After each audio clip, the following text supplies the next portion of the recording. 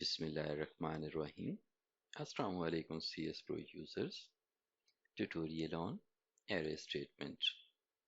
This is the second in a series of tutorials on how to use the arrays.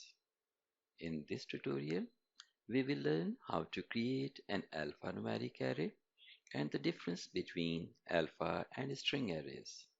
As I mentioned in my first tutorial, the string array should always be used in place of alpha. Because some CS Pro users may still be attempting to use alpha, I'm going to share information on the alpha array as well. To understand the difference, we will declare arrays in string and alpha. Define the array type, specify the name of the array followed by parentheses or small brackets, and specify the number of elements. Write your logic in the level procedures preprog.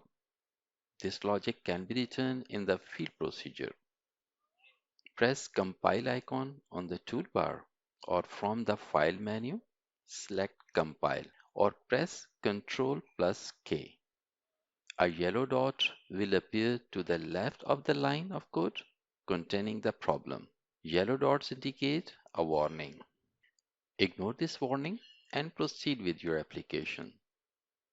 The name Arshad Khurshid Khan appeared in the first message, while the Khan is missing in the second message. Why has this happened? Because the array length in the alpha array is not specified.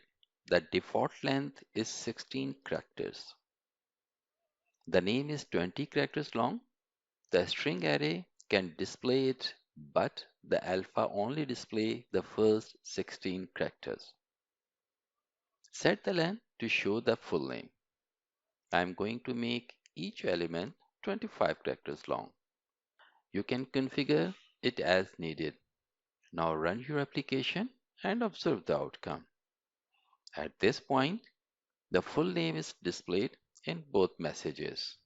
The definition of a one or two-dimensional array in the alpha type is the same as that of a string array. I hope this tutorial helps you decide whether to use an alpha array or a string. Please see the CS Pro help for more information. Keep on learning and goodbye.